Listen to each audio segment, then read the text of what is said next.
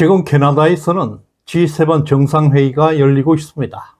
세계 주요 국가들이 정상 간의 회담을 통해서 각국의 미래 전략과 이익을 조율하는 중요한 자리입니다. 그런데 대한민국은 최근 역대 대통령이 겪어보지 못한 굴욕과 수치를 당하고 있습니다. 국격이 침몰하고 있습니다. 이재명이 캐나다에 도착했지만 캐나다 정부는 공식적인 고위급 인사가 아니라 현지 마을의 인디언 추장으로 보이는 사람에게 영접을 맡겼습니다. 통상 대통령이나 정상급 인사가 외국 방문을 할 때는 최소한 장관급 이상의 인사가 공식적으로 맞이하는 것이 국제적 관례입니다. 하지만 이번 이재명의 방문에는 이러한 기본 예의마저 지켜지지 않고 있습니다. 캐나다 총리 마크 카니는 모든 참가국 정상들과는 개별 정상회담을 잡고 있습니다. 그런데 아직까지 유일하게 대한민국 이재명만 회담 일정에서 제외되고 있습니다. 완전 왕따를 당하고 있습니다. 대한민국은 이번 G7 회의에서 옵저버 자격으로 초청받았습니다. 국제사회의 주요 현안에 대해서 논의할 기회는 가질 수가 있습니다. 그러나 이재명은 비공식 회의나 행사장 주변에서 맴돌면서 초라한 모습을 연출하고 있습니다. 지금 대한민국 외교는 심각한 위기로 접어들고 있습니다. 통상 G7 정상회의 개최국에서는 참가하는 국가들과 정상회의를 하는 것이 관례이고 외교적 기본 예의입니다. 캐나다 마크 카니 총리 역시 정상회의를 주최하면서 각국 정상들과 개별 양자회담을 준비하고 있습니다. 그러나 유독 그 공식 일정에 유일하게 대한민국의 이재명만 제외되었습니다. 국제적으로 보기 드문 굴욕적인 상황이 연출되고 있습니다. 캐나다 유력 언론 내셔널 포스트지는 카니 총리가 한국을 제외한 모든 국가 정상들과 양자회담을 진행한다고 공식적으로 발표하고 있습니다. 도대체 대한민국이 이번 G7 정상회의에서 철저하게 왕따 당하고 있는 이유가 무엇이겠습니까? 역대 대한민국 대통령들은 G7 회의 참석 시에 최소한 미국 대통령과 일본 총리와는 반드시 양자회담을 해왔습니다. 세계 10위권 경제대국, 군사력 세계 5위의 대한민국이 미국과 일본 등 주요 국가들로부터 전략적 파트너 핵심 국가로 인정받아왔습니다. 한미일 삼국 협력 체계는 국제사회에서도 매우 중요하게 평가되어 왔습니다.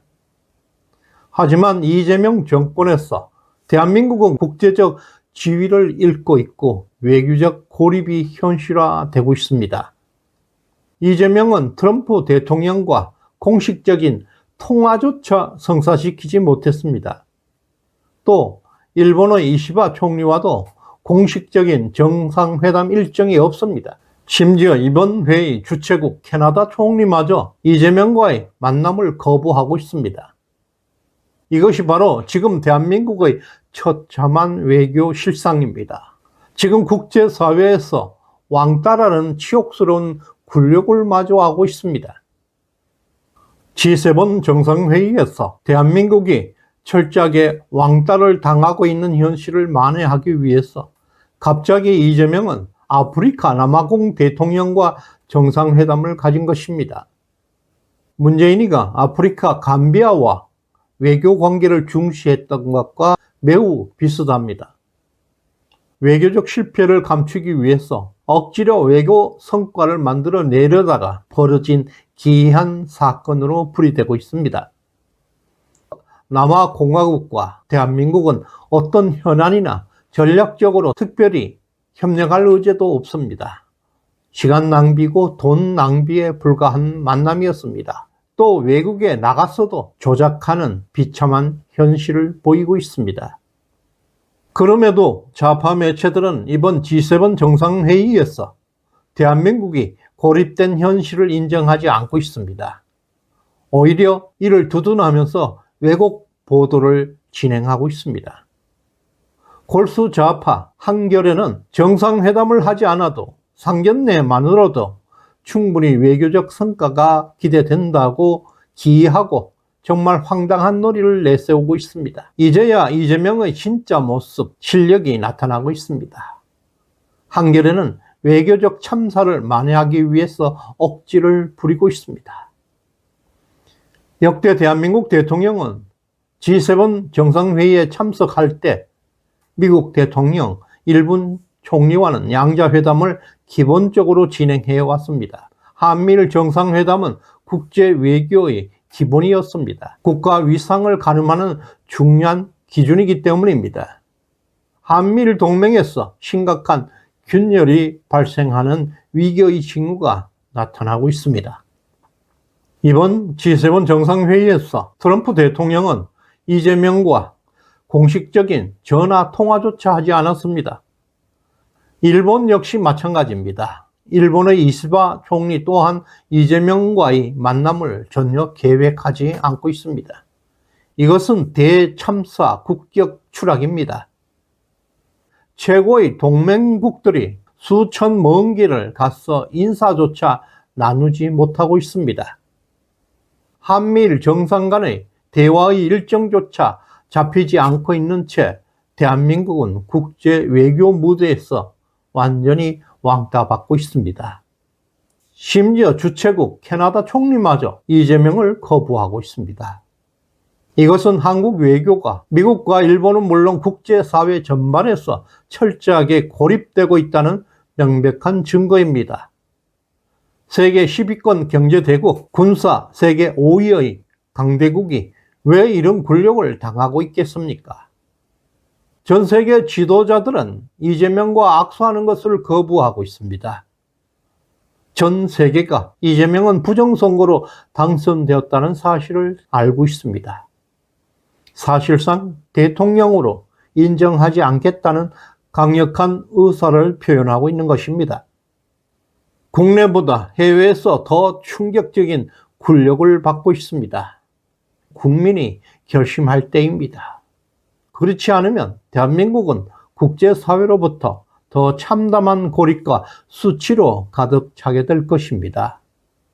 이재명의 캐나다 굴욕은 DC 인사이드에서는 G7 정상들이 공식 기념 촬영을 하는 가운데 이재명은 혼자 어색한 모습으로 합성되어 있는 이미지가 돌고 있습니다. 이 사진은 단순히 풍자의 수준을 넘어서 대한민국 대통령이 국제적으로 철저하게 무시당하고 있음을 비웃고 조롱하는 메시지를 담고 있습니다. 더욱 심각한 것은 이 같은 조롱이 단순히 장난이 아니라 국민들이 대한민국 외교 현실을 바라보는 절망적이고 냉소적인 시각을 보여주고 있다는 것입니다. 관련 댓글에서는 대통령이 아니라 대통령 호소인이다. 대한민국은 이제 국제사회에서 짬처리 대상이 되었다는 식의 비아냥이 줄을 잇고 있습니다. 그야말로 대한민국 외교가 대통령 한 개인으로 인해서 철저하게 망가졌다는 강력한 비판과 자조적 여론이 온라인 전역에서 폭발적으로 확산되어 나가고 있습니다. 민주적 정통성이 없는 정권은 출발부터 치욕과 굴욕의 연속입니다.